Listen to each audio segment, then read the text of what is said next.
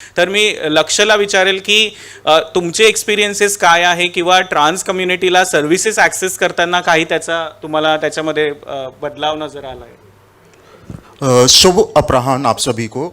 मेरा नाम लक्ष्य है और जैसा अभी दिनेश ने बताया, मैं हार्दिक धन्यवाद देता हूँ पुणे यूनिवर्सिटी को कि आपने मुझे ये मंच प्रदान किया। तो सबसे पहले तो क्वेश्चन पर आने से पहले, एक्सपीरियंस पर आने से पहले मैं एक चीज़ बताना चाहूँगा कि मैं खुद को एक जेंडर क्यूअर पर्सन आइडेंटिफाई करता हूँ और साथ ही साथ मेरे प्रेफर्ड प्रोनाउंस हैं any. I am comfortable with any of the pronounce. तो किसी भी चीज़ को अगर हमें सुधार करना होता है तो उसके लिए मेरे पास एक अफ्रीकन प्रोवर्ब है। तो वो अफ्रीकन प्रोवर्ब हिंदी में कुछ इस तरीके से कहता है कि जब तक शेर अपनी खुद की कहानी लिखना शुरू नहीं करेंगे, जब तक शेर अपनी खुद की कहानी लिखना शुरू नहीं करेंगे, तब तक शिकार की सारी कहानियां बस शिकारी के गुणगान गाएंगी। तो इसी कहावत के साथ मैं किसी की गलती नहीं निकालना चाह रहा, बट आगे से हम थोड़ा सा इस मामले में थोड़ा सा ध्यान रखें, थोड़ा सा सेंसिटाइज हों। इसलिए मैं कुछ मुद्दों पर जो इस कॉन्फ्रेंस में डिस्कस हुए हैं उसके बारे में बातचीत करना चाहूँगा। पहले तो सबसे पहले इस कॉन्फ्रेंस का नाम देखिए।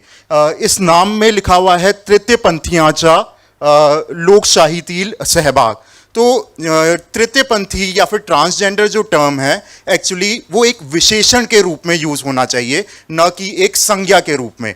या फिर एक एलजीबीटी जो टर्म है वो हमेशा विशेषण के रूप में प्रयोग होना चाहिए। तो यानी इस कॉन्फ्रेंस का नाम होना चाहिए तृतीय पंथी व्यक्तियाचा या फिर तृतीय पंथी समुदायचा, क्योंकि तृतीय पंथी एक विशेषण है, न कि संज्ञा। और साथ ही साथ आजकल इंटरनेशनल लेवल पर अगर हम लैंग्वेज देखें तो पर्सन फर्स्ट लैंग्वेज की तरह यूज होती है। तो पर्सन फर्स्ट लैंग्वेज का मतलब है हम व्यक्ति को पहले ह्यूमन की तरह ट्रीट कर रहे हैं और बाद में उसके टैग्स के साथ ट्रीट कर रहे हैं कि पीपल लिविंग विद HIV या फिर पीपल ऑफ ट्रांसजेंडर कम्युनिटी, कि हम उनको पीपल पहले मानते हैं, बाद में उनका स्टेटस या उनकी आइडेंटिटी को देखते हैं। तो ये छोटा सा सुधार है जो आगे की कॉन्फ्रेंसेस में हमें करना चाहिए। और साथ ही साथ अगर मैं सस्टेनेबल डेवलपमेंट गोल्स की बात करूं तो हमारे जो सस्टेनेबल डेवलपमेंट गोल्स का एजेंडा 2030 है, उसमें गोल नंबर जो 5 है वो जेंडर इक्वालिटी के बारे में कहता है और गोल नंबर जो 10 है वो रिड्यूसिंग इनइक्वालिटी के बारे में कहता है। तो अगर आपने एजेंडा 2030 कभी पढ़ा हो तो उसमें लिखा हुआ है no one should left behind. अब नो वन का मतलब वहां पर केवल तृतीय पंथी नहीं है।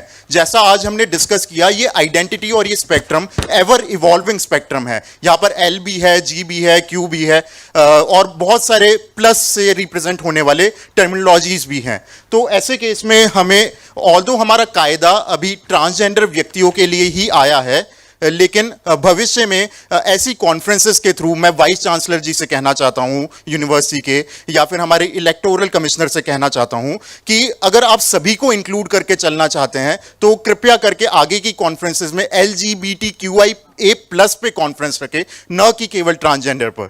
मैं ट्रांसजेंडर व्यक्तियों को और उनके जितने भी राइट्स हैं, डिस्क्रिमिनेशन है और उनके जो भी वो अपने human rights, political rights, civil rights के लिए बहुत ज़्यादा साथ देता हूं उनका, लेकिन मैं सभी व्यक्ति उसमें समान रूप से समावेशी हों, लाइक इंटरसेक्स व्यक्ति भी उसमें आए, ट्रांस मैन व्यक्ति भी उसमें आए। और इतना ही नहीं, ये एक होमोजेनस आइडेंटिटी नहीं है कि हम LGBTQ लिख रहे हैं तो वो होमोजेनस है, वो एक हेट्रोजेनस आइडेंटिटी है और हर व्यक्ति के एक्सपीरियंसेस और मांगे अलग अलग हैं बहुत ज़्यादा।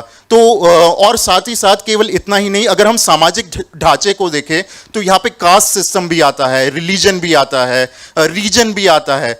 तो कहीं ना कहीं LGBT आइडेंटिटी के साथ जब ये बाकी के सोशल सिस्टम जुड़ते हैं तो बहुत ही तकलीफमय होता है एक व्यक्ति के लिए। तो हम इंटरसेक्शनैलिटी पे भी थोड़ा जोर डालें, केवल ट्रांसजेंडर व्यक्ति या फिर केवल LGBTQ पे जोर डालने की जगह। तो अब मैं अपने एक्सपीरियंसेस पे आता हूँ। तो सॉरी लक्ष्य, मैं आपको रोकना चाहूंगा but keep it very short because हम काफी लेट चल फाइन। तो मैं जस्ट 1-2 लाइन में अपने एक्सपीरियंसेस बताता हूँ।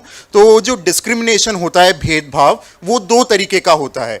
एक है इम्प्लिसिट डिस्क्रिमिनेशन और एक है एक्सप्लिसिट डिस्क्रिमिनेशन। एक्सप्लिसिट डिस्क्रिमिनेशन वो होता है जो सामने दिखता है। कोई ट्रांसजेंडर व्यक्ति जब हॉस्पिटल में जाता है तो उसको गेट पे गार्ड ही मना कर देता है कि नहीं, तुम हॉस्पिटल के अंदर नहीं जा सकते हो।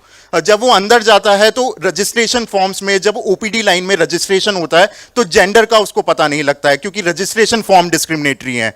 फिर आगे जब वो अंदर जाता है कि डॉक्टर तक कभी पहुंचा भी नहीं होता कि आसपास वाले पेशेंट उसको गलत नजरों से देखने लगते हैं, उसका मजाक उड़ाने लगते हैं। और जब वो अंदर जाता है डॉक्टर के पास तो डॉक्टर को इग्नोरेंस है, समझ ही नहीं है कि ट्रांसजेंडर और इंटरसेक्स बॉडीज में क्या अंतर है और एक ट्रांसजेंडर का ट्रीटमेंट कैसे होना चाहिए, इंटरसेक्स का ट्रीटमेंट कैसे होना चाहिए। उन्हें बहुत क्यूरियोसिटी रहती है जानने के लिए।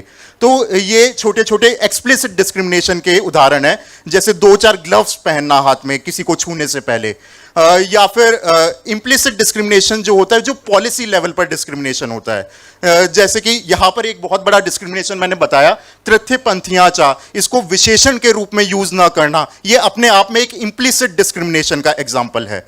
और साथ ही साथ ऐसे ही हमने मित्र क्लिनिक चालू किया है जो जिसमें हम LGBTQ बंदों को और साथ ही साथ ट्रांसजेंडर कम्युनिटी के लोगों को उनकी हेल्थ सर्विसेज देते हैं। जैसे कि एक ट्रांस मैन जिसके दाढ़ी आ रही है मुंह पे, और अगर उसको डॉक्टर ECG कराने भेजता है तो डॉक्टर को पता ही नहीं होता या ECG टेक्नीशियन को पता ही नहीं होता कि एक दाढ़ी वाले बंदे के ब्रेस्ट कैसे हो सकते हैं, तो वो ECG करने से बहुत कतराते हैं। ऐसे ही एक ट्रांस वुमेन के भी काफ़ी सारे एग्जाम्पल हैं, मैं ज़्यादा खींचना नहीं चाहूँगा, लेकिन इन डिस्क्रिमिनेशन को दूर करने के लिए हमारे मित्र क्लिनिक में लगभग 95% जो स्टाफ हैं, हमारे काउंसलर, नर्सेज, डॉक्टर्स, वो सब लोग LGBT कम्युनिटी से ही हैं।